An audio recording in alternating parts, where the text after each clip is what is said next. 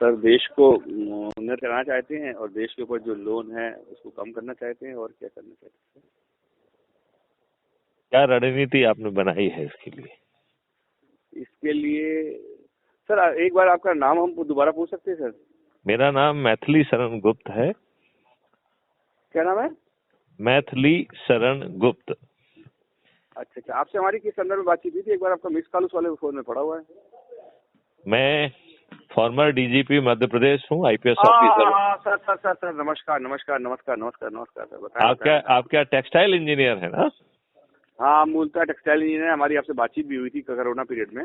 Correct, जिसमें आपने मुझे बताया था कि आप हमें रिसर्च पेपर शेयर करने वाले हैं, और आपने मुझे ये भी बताया था कि नींबू के बारे में बताया। नींबू के रस से जो है संभवतः बैसिलस बैक्टीरिया भी मर रहा है।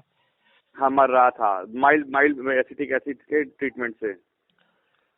उसको अपन एसिड के फॉर्म में बात ना करें अपन। देखिए बेसिकली क्या होता है, जब हम एसिड और अभी आप जो जिस संदर्भ में बात कर रहे थे ना, हाँ, चुनाव के संदर्भ में शायद बात कर रहे थे कि देश को कहाँ अभी अपन पहले एक मिनट इस बिंदु पे बात कर लेते, फिर अपन आगे बढ़ते हैं, ठीक है ना? पहले अपन कोरोना के बारे में ही बात करते हैं। यदि नींबू के रस से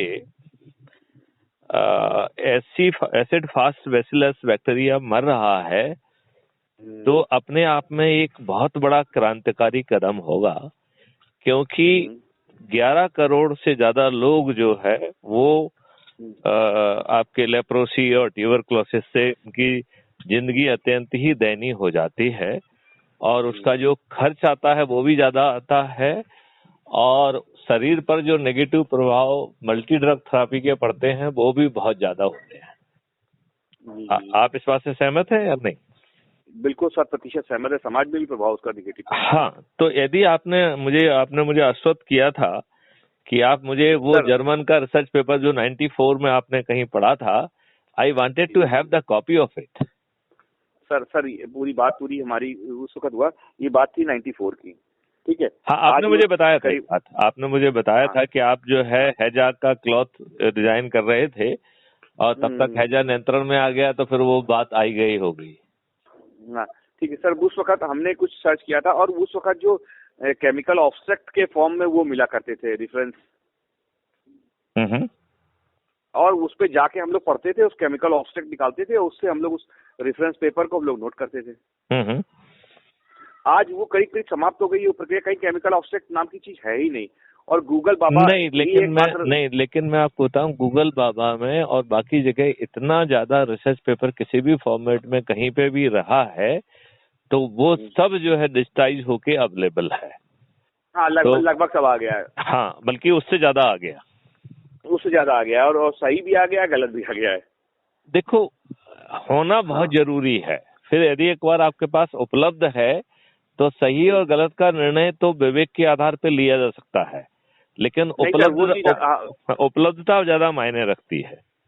हाँ ठीक, उसको मैंने गूगल से बात किया, गूगल में कई बार डाला, और दूसरे जो हमारे वो थे जो सर्च इंजन, उन पे मैंने डाल के देखा, तो अभी उसका कोई रेलिवेंट रेफरेंस उस समय मिला नहीं, और थोड़ा उस वक्त कुछ दिमाग में भी अशांति हो गई, तो उसको मैंने छोड़ दिया था। तो एक बार पुनः मेरा आपसे अनुरोध है कि उसको हम उसी तरीके से, जिस तरीके से आपने कहा था, हम पुनः गूगल में, तो हम क्योंकि देखिए हमारा तो सोचना फिर उसमें ये है कि हम इसको दूसरे साइंटिफिक तरीके से अलग से भी लगे हुए हैं। वी आर डायरेक्टली ट्रैपिंग जो हमारे पास एसिड फास्ट बैसिलस के पॉजिटिव सैंपल्स आ रहे हैं, उनको हम नींबू के रस से ट्रीट करके उसके रिजल्ट्स को पढ़ने की कोशिश कर रहे हैं। So that will then our work itself will become paper. Sir वो नहीं, उसको आप पेटेंट ही कराने का सीधा। I am basically anti patent person. जानते मुझे क्या लगता है?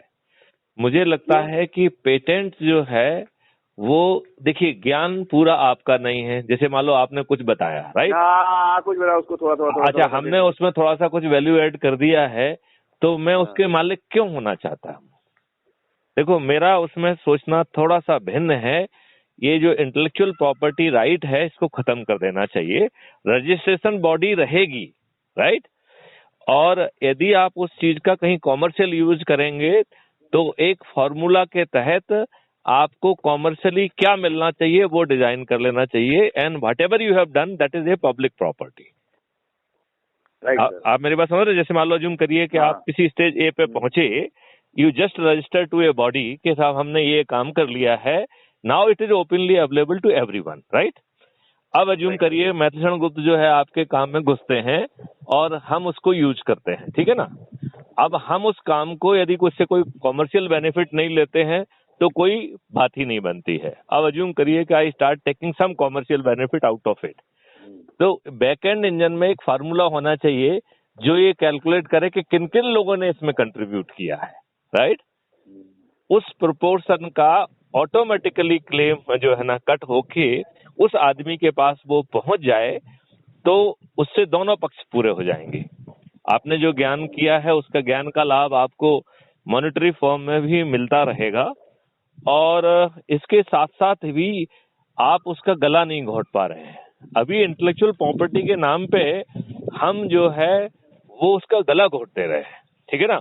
देखिए मैं इसको जरा और खोलता हूँ जरा, ये बड़ा इंपॉर्टेंट विषय है और मेरे दिल के बहुत नजदीक है, बिकॉज आई फील कि I am for patenting, I am for the intellectual property right, but that will only give the claim कि this is my contribution, right? Right. And it will not give you the full contribution. It will only give the contribution. How yours one is possible? Partial. हाँ, इसका मतलब है कि जहां से base से आपने शुरू किया, जिसमें आपने जो वैल्यू एडिशन किया, only that much is your contribution. That person was ignored, that all activities were ignored, and what value addition you did is going to be registered. Correct. So you will be getting a formula or a something accreditation कि this is your contribution. What value addition? What alteration is? Hello? What alteration is? What value addition is? That is going to be registered. That will be registered with your name, and anybody is using that knowledge. यदि उसको वो general scientific use के लिए करता है तो आपको कुछ नहीं मिलेगा, ठीक है ना? If you use it for any commercial purpose, yes. तो backend engine will contribute and उतना पोर्शन आपके लिए वो डेडिकेट कर देगा। वो तो तीन ग्रुप में उसको डिवाइड किया हुआ है कि इतने परसेंट का है। करेक्ट। तो यदि हम ऐसा करते हैं तो उससे एक बहुत बड़ा एडवांटेज ये है कि आप नॉलेज को थ्रोटल नहीं कर रहे हो, एट द सेम टाइम जो भी वैल्यू ऐड कर रहा है उसे उसके शेयर का मॉनेटरी बेनिफिट भी मिल जा रहा है। But it is not permitting you to have the monopoly. अभी क्या हो रहा है कि आप मोनोपोली करके, भाई आपने, हम तो कह रहे हैं कि आप खुद अपने नहीं हो। यदि मैं कहूं कि mister Shukla, your name is Shukla ना, लोकेश शुक्ला, तो डॉक्टर लोकेश शुक्ला जो है is also a property of Cosmos. आप जो है यहाँ पे आपकी बॉडी भी यहीं के 5 तंत्रों से जो है, जो भी फूड लिया उससे बनी, आपका दिमाग भी इसी से बना, तो बाकी चीजें छोड़ दीजिए आपके ज्ञान का, इवन यू आर आल्सो जो है reflection of the what ever is available from the earth, right? मतलब आपका अपने आप में भी पूरा कंट्रीब्यूशन नहीं है, you are made because of using the earthly thing, right? तो आपका दिमाग यदि थोड़ा बहुत कुछ वैल्यू एडिशन कर देता है नॉलेज बेस में, तो वो जो है that will not become your full property, right? Let only the value addition whatever done by you, that should be registered with a body, and as and when anything is used commercially by anybody, that a relative share of your contribution would be automatically will be coming, and it means not only of one person.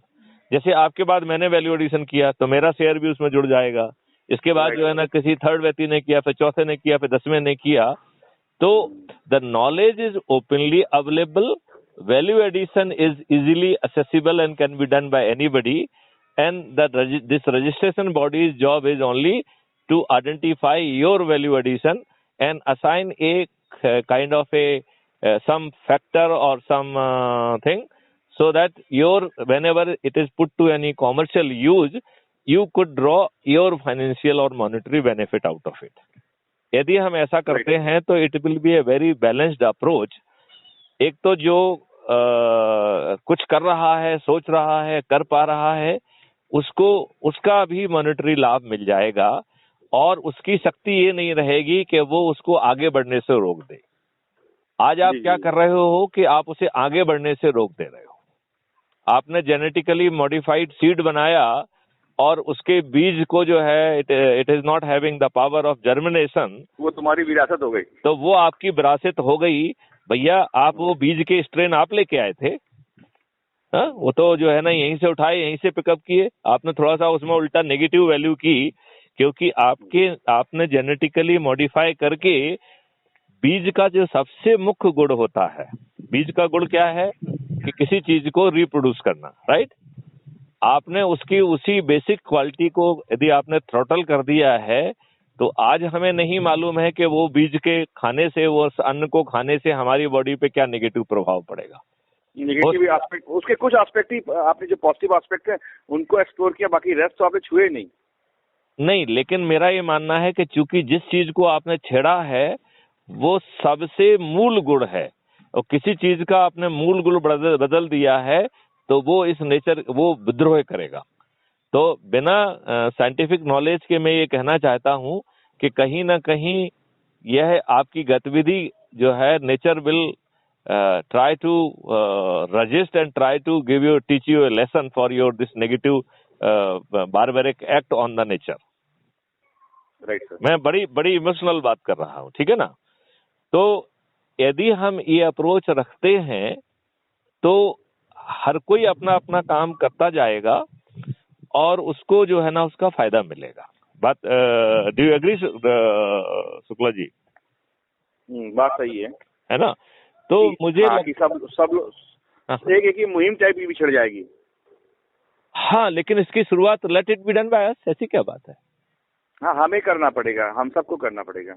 Correct. तो सबके साथ करना पड़ेगा, सबके लिए करना पड़ेगा।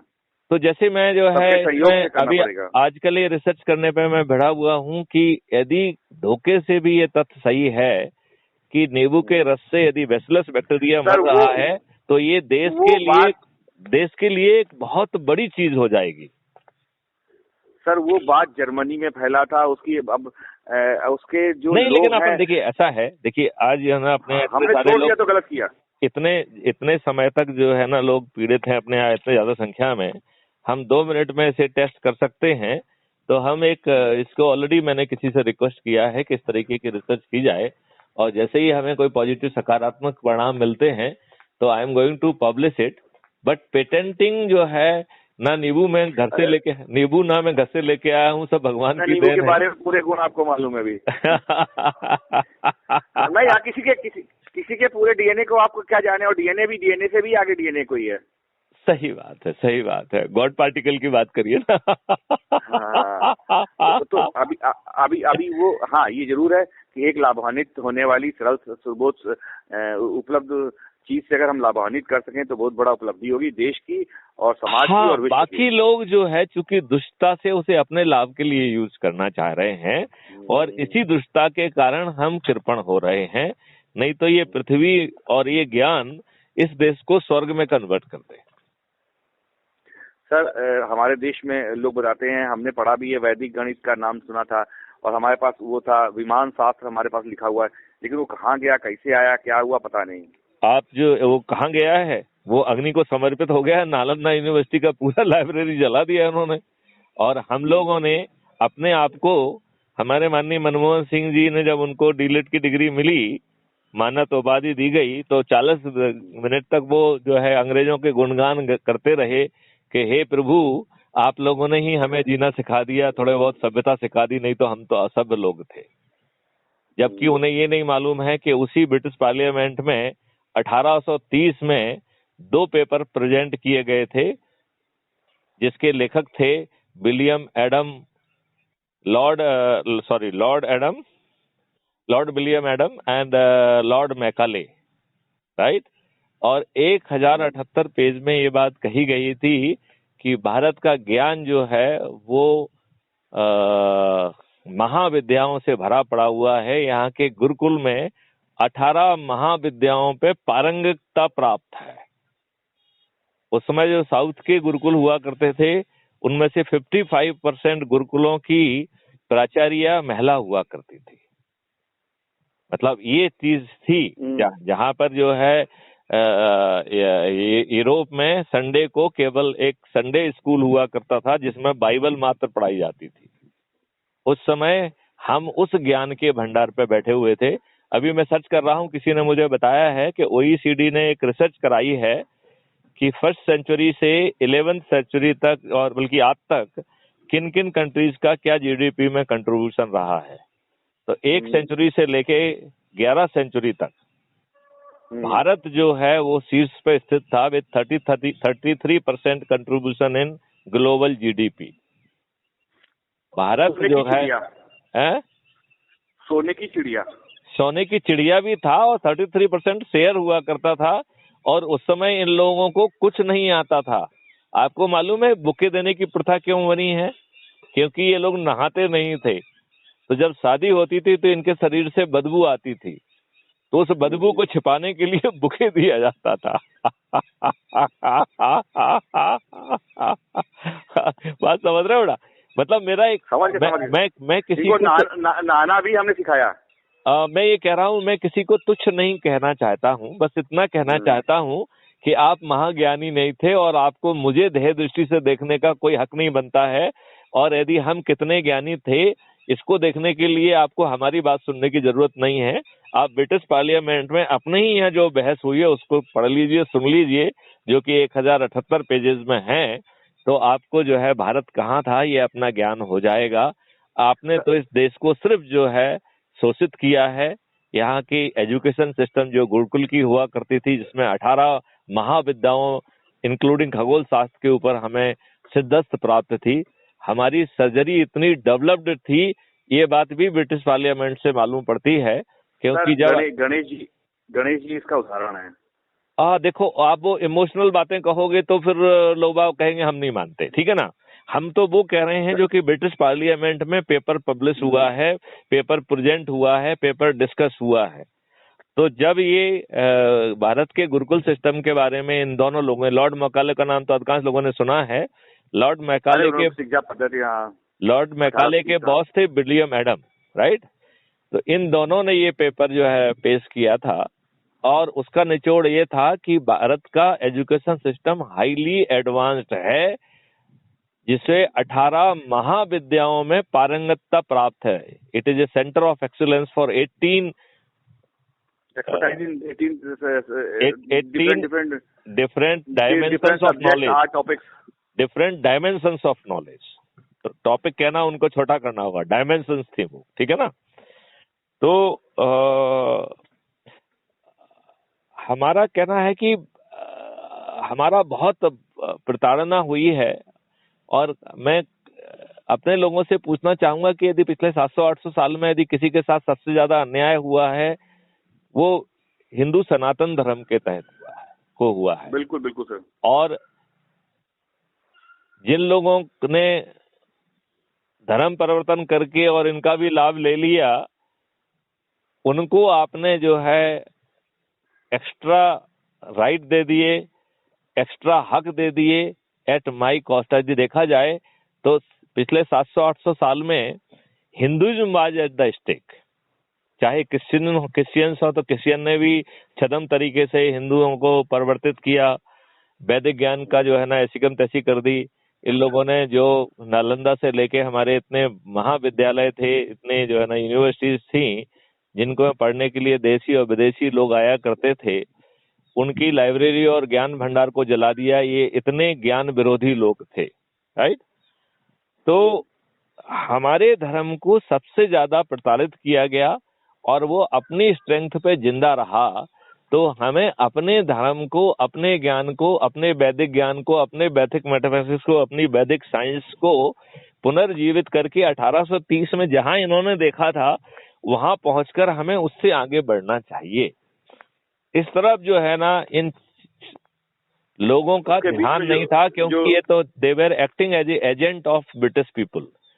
तो हमारे entire on date they are British agent.